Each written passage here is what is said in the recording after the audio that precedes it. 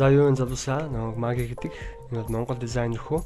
За би амсаасаа хамгийн ихний хичээлийг design principles буюу за дизайны үндсэн 5 зарчмыг би тайлбарлана гэж би хэлсэн байгаа. Тэгээд за энэ зарчим 1 balance буюу тэнцвэр.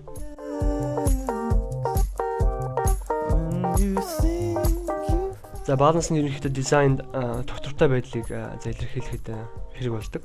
За хүний нүдийг баруун ч юм уу зүүн ч юм уу аль нэг хэсэгт нь төлөвлөх биш. За яг тэнцвэрийг олж харагдуулахад хэрэг болдог зарчим. За би нэг жишээ авч үзье. За жишээ нь жинлүүрийн хоёр тал яг адилхан хэмжээтэй байж иж.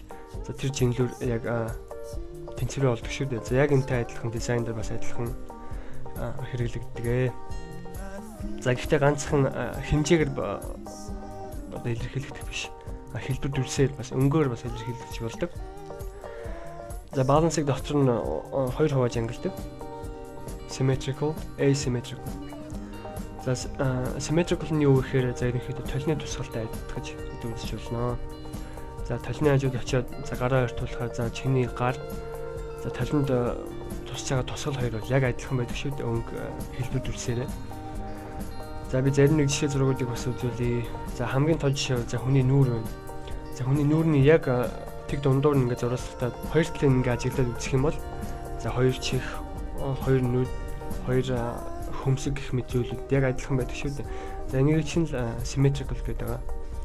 За asymmetrical нь юу гэхээр за ерөнхийдөө яг адилхан утгыг илэрхийлнэ.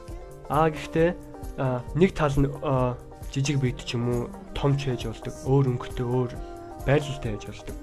За би тэгээд нэг жишээ зургийг үзүүлье. За жишээ нь анх энэ зургийг ингээд харахад за хүний нүд шууд хоёр зүйл дээр тусч байгааг за одоо анзаарч байгаа. За тэр нь юу гэхээр зүүн гар талд байгаа Matthew гэсэн бичгэн дээр за баруун гар талд байгаа эмэгтэй хоёр дээр. За энийг чинь хамгийн гол нь asymmetrical balance гэдэг байгаа. Symmetrical биш шүү. За ягаад тэгэхээр хэрвээ энэ эмэгтэй яг адилхан хэмжээтэй эмэгтэй зүүн гар талд нь байсан бол магадгүй symmetrical.